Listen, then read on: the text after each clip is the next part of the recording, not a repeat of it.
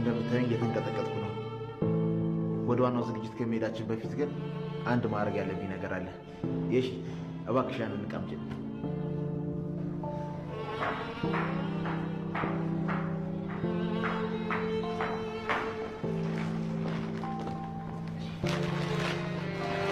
ያው እኛ እንደምታውቁት ተቆንጥጠን ያደግን ባህላችንን ወጋችንን አክባሪዎች ነው።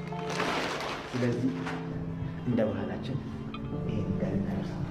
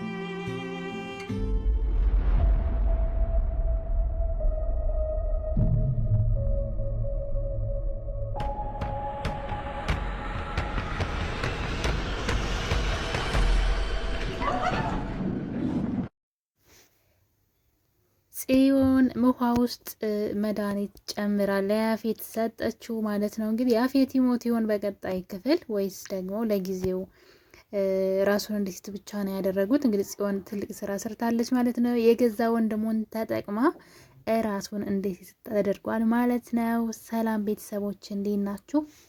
ሰላም ሰላም እንዴት ናችሁልኝ? ውድ የሰብለይቱ ቤተሰቦች ደህና ናችሁ ወይ? እንዲሁም የሀረግ ድራማ ተከታታዮች እንዴት ከረማችሁ? እኔ በጣም ደህና ነኝ፣ እግዚአብሔር ይመስገን። እንኳን በሰላም ወደ ቻናል የመጣችሁ ቤተሰቦቼ። ጉድና ጅራት ከወደስተ ኋላ ነው እንደሚባለው ማለት ነው። አንድ ጉድ ልንገራችሁ። ጽዮን የያፌት እህት ናት። ይሄ ናታን የሚባል ልጅ እንግዲህ ከቀን ወደ ቀን ያሉትን ነገሮች ያፌት እየወሰደበት ይገኛል። በጣም በሚያናድድ ሁኔታ ማለት ነው። ጽዮን የያፌት እህት ናት። አትገረሙም? እኔ እኮ መጀመሪያ የሚሆነው ነገር እንዳለ በጣም ጠርጥሬ ነበረ። እሱ ወደ እነሱ ህይወት ሲገባ ናታንን መበቀልና እሱን መጉዳት እንጂ የሚፈልግ ጽዮንን እንድትጎዳበት እንኳ አይፈልግም ነበር። ከዚህ ቀደም ባየሁት ሁኔታ ግን ለምንድን ነው እሷ ልጅ አፍቅሯት ነው እንዴ ብዬል ነበረ።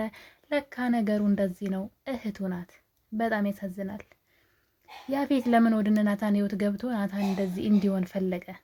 እንግዲህ እንደምናውቀው የናታን አባት ናታንን አይወደውም ነበር በልጅነቱ። ኢቨን እንኳ ቤት ዘግቶበት ልጆች ጋር እንዳይጫወት ምግብ እንዳይበላ አስሮ ያሰቃየው ነበረ። ጽዮን ደግሞ እሱን እያየች ነው ያደገችው። አባቷ ወንድሟ ላይ የሚያደርገውን መጥፎ ነገሮች እያየች ስላደገች ስታድግ ራሱ በሱ ህይወት ውስጥ መወሰን ሁሉ ማለት እንዴት ነው እሱ የሚፈልገውን ሳይሆን እሷ የምትፈልገውን እንዲኖር ታደርገው ነበረ። እሱም እንግዲህ ከአባቷ የወረሰችው ነው። በተቃራኒው ናታን ደግሞ አባቱ ከሰው ጋር እንዳይኖር፣ ከሰዎች ጋር እንዳይቀላቀል፣ በራስ መተማመን እንዳይኖረው፣ በነፃነት የራሱን ሀሳብ እንዳይገልጽ አድርጎ ጨቁኖ ነው ያሳደገው እና ካደገ በኋላ ምንም ነገር በራሱ መወሰን አይችልም። እንደምታዩት ማለት ነው። ዝም ነው የሚለው ነገሮች ሁሉ። ምናልባት ዛሬ ኤፍራታ ላለችበት ነገር ሁሉ ቤዛ ህይወቱ ላይ እስከ መምጣት ድረስ ለኤፍራታ ስቃይ ሁሉ ዋና ምክንያቱ ምንድን ነው? እሱ ቸልተኝነት ስላለበት ነው። ካስተዳደጉ ጭቆና ስለነበረበት ማለት ነው። እና ለምን ነበረ አባቱ ያሰቃየው የነበረው? እንግዲህ መጠርጠር አያቅትም ማለት ነው። እንግዲህ በባለፈው ክፍል ሉሊት የሆነ ሚስጥር ስታወራ ጽዮን ትደርስባታለች። እንግዲህ ሉሊት ደግሞ ጽዮንን ከሲንክ ጋር አጋጭታት ግንጅላቷ ውስጥ እንደሚፈስና ሁሉ ነገር ትረሳለች ጽዮን ማለት ነው። እንግዲህ በዛ ሰዓት ያፌት ሲል የነበረው ነገር ማለት ነው እና እሷ ምንም እንድትሆንብኝ አልፈልግም በጣም ነበረ እንትን ሲል የነበረውን የሚያውቀው ታሪክ አለ። ያለ ነገር ወደ ህይወታቸው ራሱ አልመጣም እና እንግዲህ እሱ ቂም ያለበት ከናታንና ከአባቱ ነው ማለት ነው። ከናታንና ከአባቱ የሆነ እኛ ያልገባን የሆነ ከቤተሰብ ጋር የተያዘ ኬዝ አለ ማለት ነው። ከምንም በላይ ግን ጽዮን የሱ እህት ናት። ይሄ በጣም ያናድዳል። ለናታን በጣም ከባድ ነው። ምናልባት ያፌት በዚህ ሰዓት ሁሉንም ነገር ቤቱን ወሰደበት። ፍቅረኛውን የሚወዳትን ሴት የኔ ጨረቃ የሚላትን ሴት ወሰደበት፣ አይኑ እያየ ማለት ነው። አሁን ደግሞ እህቱን ሊወስድበት ነው።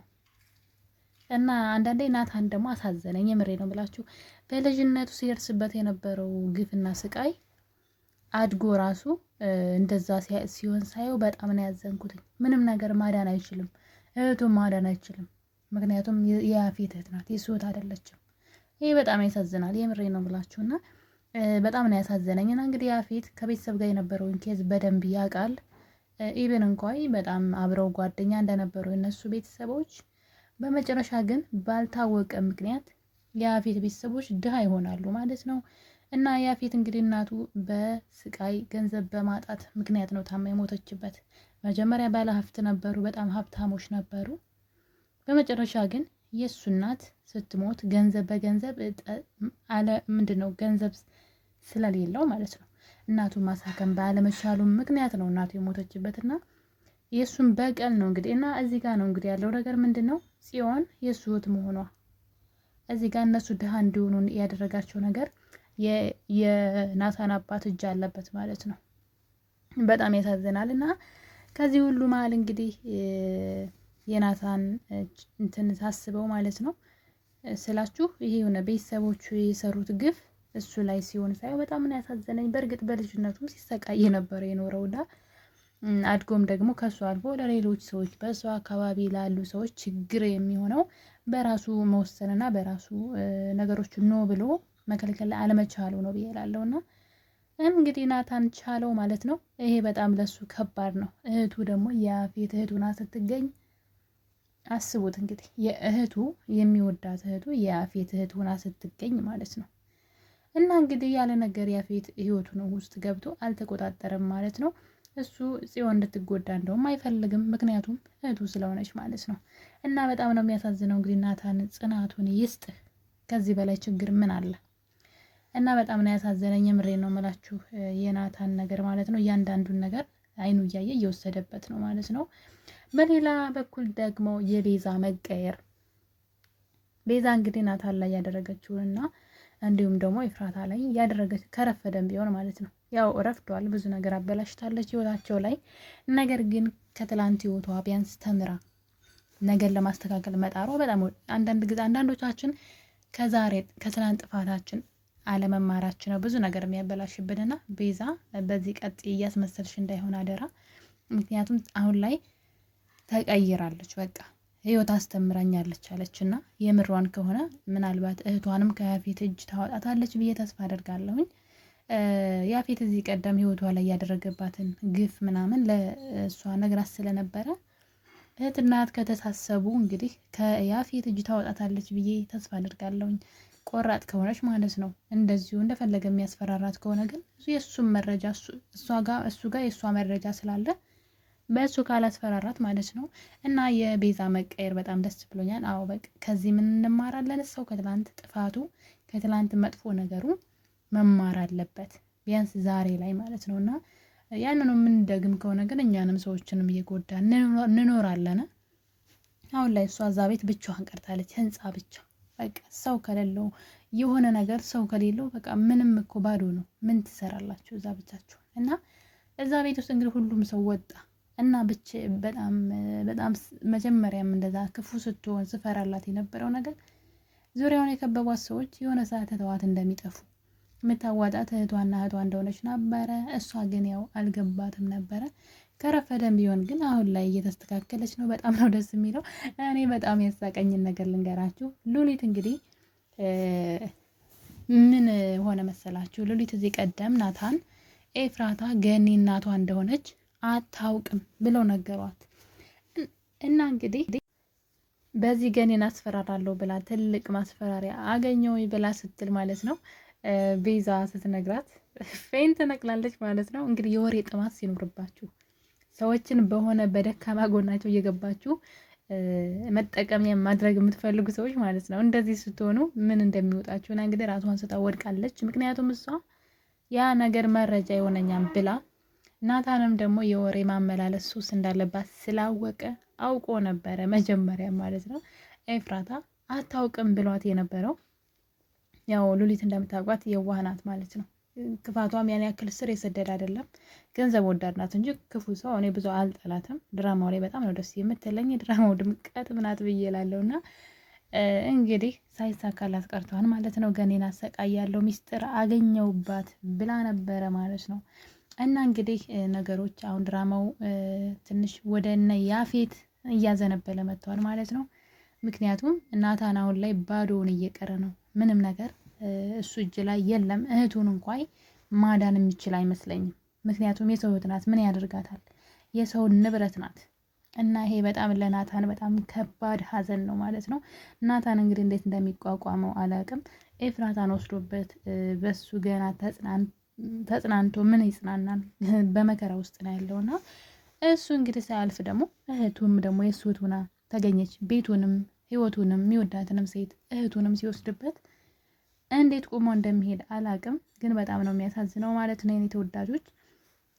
እና እንግዲህ የቤዛ እህት ደግሞ እነዛ ሴቶቹ ታግተውበት ያለው ቦታ ውስጥ ቤት ውስጥ ማለት ነው እዛ መግባት ትፈልጋለች። ምክንያቱም እዛ በጣም ብዙ እርዳታ የሚፈልጉ ልጆች አሉ። ኤፍራታም እነሱን አድናለሁ ብላ ነበር። ኢቨን እንኳ አሁን ላይ ያፌትን አግብቸው ንብረቱን ምንድን ነው እሱን አሳስረዋለሁ፣ ንብረቱን በስሜ አድርጌ ለናታን እመልስላቸዋለሁ፣ እነዛ ሴቶችም ደግሞ አድራሻቸውን ማግኘት እችላለሁ ብላ ከራሷ ጋር ተማክራ እንግዲህ ያፌትን ለማግባት ወስና ማለት ነው። ጥሩ ፊት ስታሳየው ያው ታውቃላችሁ ምን ያለበት ምን አይችልም ይባላል። እንግዲህ ምን አስበሽ ነው? የሆነ ተንኮልም አስበሽ ነው ምናምን ብሎ እያስፈራራት ይገኛል። ቤት ውስጥ የተቀጠረች ሰራተኛም ደግሞ ሰላይ ነበረች፣ ወይም ደግሞ የፖሊስ ተላላኪ ናት ማለት ነው። ሰራተኛም መስላ ገብታ መረጃዎችን እየሰበሰበች ትገኛለች። እና እንግዲህ ኤፍራታ ዙሪያውን የሚረዷት ሰዎች እየበዙ ነው ማለት ነው።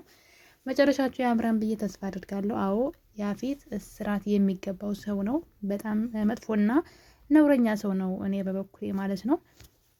እና እንግዲህ በቀጣይ በክፍል 73 እስከምንገናኝ ድረስ ሀሳብ አስተያየታችሁን ኮሜንት ላይ አስቀምጡ። በቀጣይ ምን ሊፈጠር ይችላል? የሰርጉ ቀን ኤፍራታ እሺ ብላ ታገባ ይሆን? እና ደግሞ ጽዮንንስ ደግሞ ሆቴነሽ ብሎ ይነግራት ይሆን ያፌት? በቀጣይ የምናየው ይሆናል። ወዳችኋለሁ እኔ ቤተሰቦች፣ መልካም ጊዜ